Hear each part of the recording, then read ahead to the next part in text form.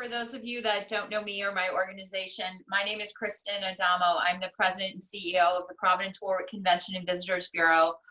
You might know us from as Go Providence, and we are charged with marketing the city of Providence as a leisure destination, and Providence and Warwick to meetings and conventions, and all of the state of Rhode Island to sporting events. So we're really integral to the tourism industry, as our panelist today, which is Janella Watson, who is a museum education and children's media consultant, and of course Trudy Coxe, who leads the Preservation Society of Newport County. As you probably know, our industry has been decimated on many, many levels. I can tell you my group is responsible for booking events across the board. And of the business that we've booked, we have had to cancel major events between March 11th and November 1st. I can tell you the losses in direct spending associated with those events right now are at $48.5 million to the state of Rhode Island. And that doesn't even count the work that these ladies are doing.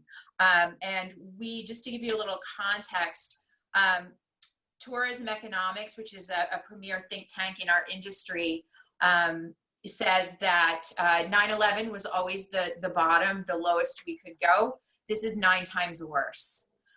So, you know, as we're planning for recovery, the work that these women are doing is so valid and so significant.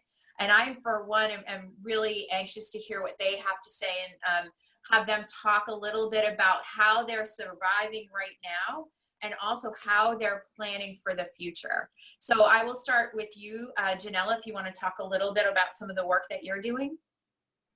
Happily. Thank you so much, Kristen. And thank you so much to the Venture Cafe staff for hosting this conversation. So as Kristen mentioned, I am a museum education and children's media consultant. I've spent about the last 2 decades in children's museums and science centers across the country.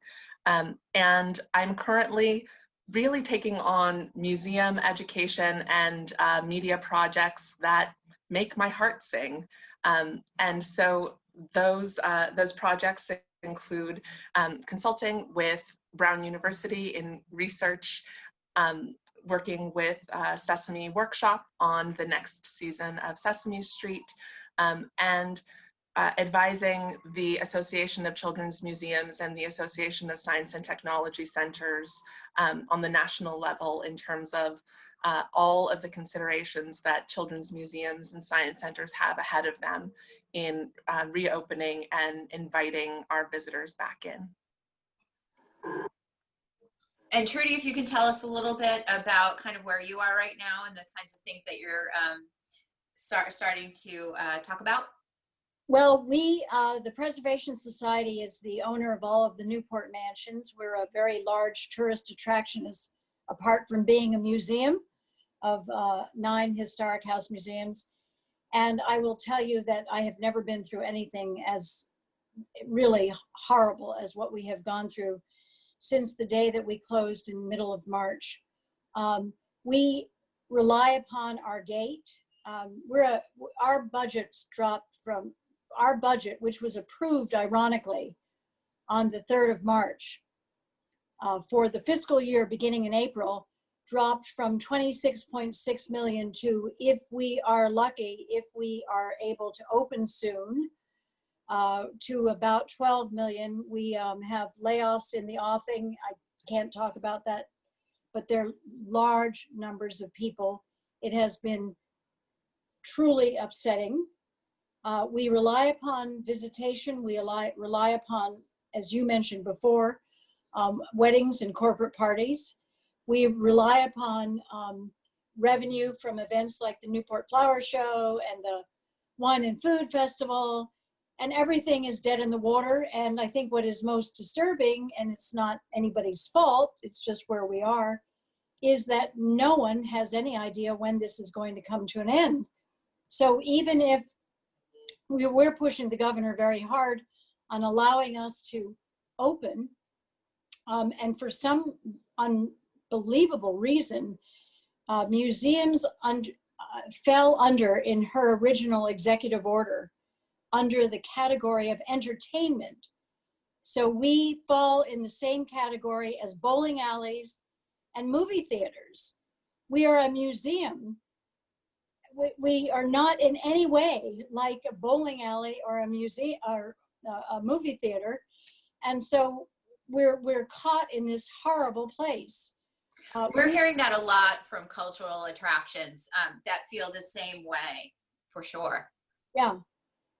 You know, there's probably no building bigger in Rhode Island than the Breakers. We can accommodate a lot of people through that building with a tremendous amount of social distancing. We have every single kind of health technique in place, ready to go yesterday. And my big interest is protecting my staff, apart from protecting our museum guests. So we are very frustrated in the slowness of a decision to be able to open up. I think what is, and you're both, all of you on this virtual call, the arts are where people go when they are looking for inspiration, when they are looking for refuge, when they are looking to be lifted in their spirits. That's where they go. That's what we offer. We offer an opportunity for people to be inspired, and we're just dead in the water. That's where we are. You talked about something that I think is really interesting, and something that we've seen actually bear out on our website, Go Providence, is people really were, especially at the height of this, looking at the arts as sort of a salve or a balm for what ails them. Can you both talk a little bit about how to maintain your brand virtually while while we've been going through this, and how it's going to segue, hopefully, into reopening? I would love to jump in there. The museum industry as a whole has done a tremendous job, in my estimation, of pivoting and taking this moment not only to make sure that we survive, which is a critical piece, as Trudy was mentioning, not only the focus and the necessity of admission or gate, but also the shifting sands of the philanthropic community, and the support that children's museums, science centers, and arts organizations throughout Rhode Island need right now in order to survive. Children's museums and science centers, from Providence Children's Museum to the RISD Museum and the Tomahawk on the local level, are all churning out really invaluable content for their members and their social media followers right now. From a family visitation perspective, recognizing that parents are right now at home with their kids and trying both to educate and entertain and support those all of the complex social and emotional needs that our kids have. I am a proud board member of AS220, one of the hearts of the creative capital, and recognizing that there's something really resounding about that notion of art being the balm right now. I read an article recently from KQED that called museum, art, and culture organizations the second responders in this crisis. That it's the first responders who are saving our lives, and it is those who enable us to express our thoughts, our emotions, and explore and express our creativity right now, who will help us rebuild and rebound the kind of the holistic nature of our lives after this crisis. I think it's been so interesting to, we've done, as everyone has done, we have done a lot of virtual activity. In fact, at 5:30 tonight, we are opening up an exhibition called Becoming Vanderbilt at Rosecliff, and it's about the lives of 4 very important Vanderbilt women, including Gertrude Vanderbilt, who opened the Whitney Museum in New York, and Alva Vanderbilt and her daughter Consuelo. And we exceeded our Zoom account allows for 500 people. We have a waiting list. We could not get more people in. Most of our lectures, which have been almost every Thursday for the last so many weeks, have involved hundreds and hundreds of people, which is wonderful. It's more than we would get at Rosecliff if we were live. The problem, however, is there is no money attached to that. And so we love giving people these great opportunities to learn more about history and art and architecture. That's what we do. However, there is no income from free lectures on the internet. So we're kind of in this very interesting dilemma of how do you continue to provide services that I think are absolutely essential when the cash isn't around. And to take that a step further, I know most cultural institutions, like both of the ones that you work with, work on, have heavy fundraising campaigns and have that element. And how do you do that without that personal contact? And how do you do that, you know, at a time that your inboxes are full of other things? So I don't know if you have any I know it's a tough question, but if you, either of you have any strategies around things that people can do, I think that's a valuable insight. I can talk about that, but while I'm bringing something up, if you want to talk, Janella, go ahead. Sure, I'd be happy to, Trudy.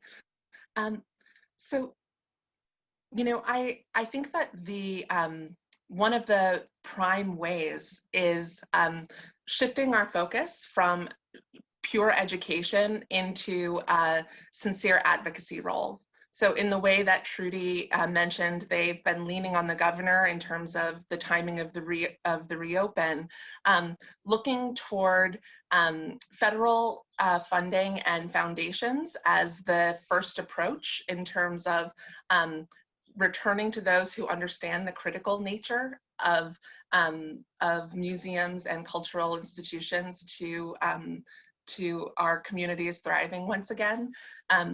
And additionally, you know, I think that we've missed out on a whole season of fundraising events that would normally really buoy and bolster our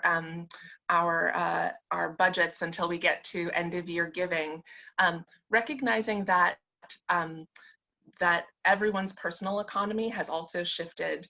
I think that there is additional focus on corporate giving and the ways that corporations that see synergy in our brands and kind of the value and vision that we bring to the table is one of the most sincere, you know, approaches that museums are going through right now, beyond returning to their individual giving and their donor base in order to make both emergency gifts in this moment, but also how you plan to sustain not just reopen, but what will our institutions look like and how will they thrive financially moving forward once we're beyond those, you know, beginning throes of thrusting our doors back open. Well, we spend a lot of our time fundraising, and this is a very hard time to fundraise, obviously, because the economy is not great and everybody is concerned about the future, and we can't see people one-on-one. It's a little bit harder to raise money via a Zoom call. It doesn't have the personal touch. But one of the things that we did recently was so our case to the governor, you know, we have 9 historic houses that are generally open to the public, but because we have no money, we do not have enough people around to open 9 houses. So this summer, our plan is to, when we get permission, to open the Breakers, which is the big house, and to open the Elms. And somebody innocently asked us a few weeks ago, what does it take to keep the Elms open for a week, the frontline staff? And it involves about 25 people. And then that person said, what would that cost? And it turns out that for It costs to keep the Elms open for a week. It costs $15,000. For a day, it costs $2,000. For a weekend, it costs $5,000. For a month, it costs $65,000. So we decided to try a campaign that asked people to support the Elms and the Breakers, the staff, save 50 jobs, 25 at the Elms, 25 at the Breakers. You can do it for a day, you can do it for a week, you can do it for a weekend, or you can do it for a month. And you get your name if you buy. This person, John Doe, bought the Elms for a week. So that person, John Doe, will have his sign in the foyer of the Elms some week in the future when we open. We've raised about $350,000, which is great, in about 2.5 weeks.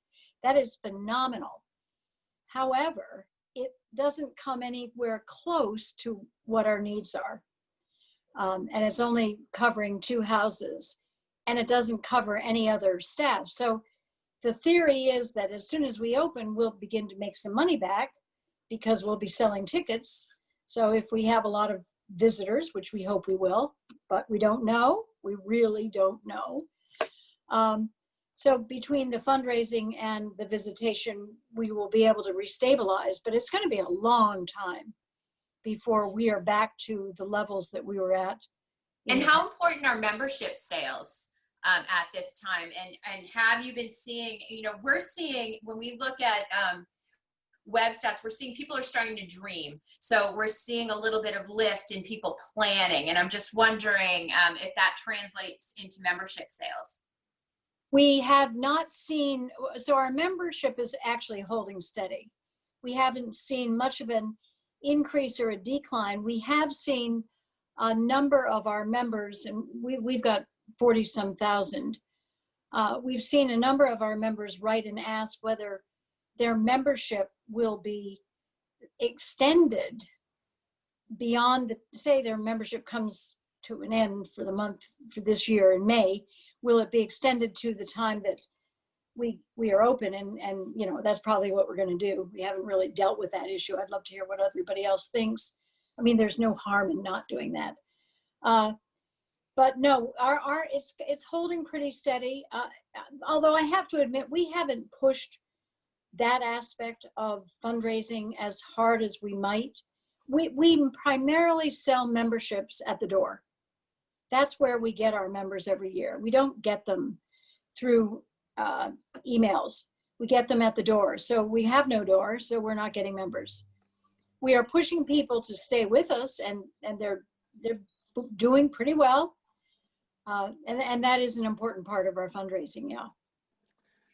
A lot of us in the tourism industry are looking at how do you plan when there are so many variables. And one of the things that people ask me a lot is, what are your ideal conditions for coming back, and what do you need to move forward? So I'd love to ask both of you, what are the primary things? What do you need more than anything to move forward as cultural institutions? Kristen, I'd love to jump into that. And the first thing we need as a field is more funding and support. So recognizing that the PPP funding is about to run dry, and recognizing too, especially for Providence Children's Museum here and those in our region, that many of the staff that were either furloughed or laid off from these cultural institutions are the front line. They are the ones who will need to prepare to invite visitors back in and assure that they feel safe and comfortable in returning to our institutions. Before COVID, the Providence Children's Museum was the second most visited museum in the state, second only to Trudy and the mansions. And recognizing that visitors who return to the Preservation Society look a little bit different than those who would be returning to a children's museum or a science center environment. The Children's Museum world has been asking pretty steadily what our members and what our visitors need from us to assure that they feel ready to return. And we've been hearing some really interesting things. Above all, the thing that they have indicated they need is copious amounts of hand sanitizer. And even above masks and social distancing and all of the rest. And the one of the, I think that this this pandemic really hits children's museums, science centers, and some collections-based sites where it is really a focus and a value on hands-on engagement with in the museum, that are having this critical and pivotal moment of not only recognizing where the threshold is for us throwing open the doors and having all of the sanitization and kind of operational pieces in place, but also what signals do we need to give out and what communication do we need to provide to let families, our visitors, and especially those with young children know that that we have been thoroughly thoughtful about the visitor experience, and so I think it's going to be a slow build back. Our members are saying that it's not within the first week or the first month of reopening that they will necessarily visit, but a majority are saying within 3 months of opening they would feel comfortable visiting, and certainly within the next 6 months to a year they see themselves returning in spades.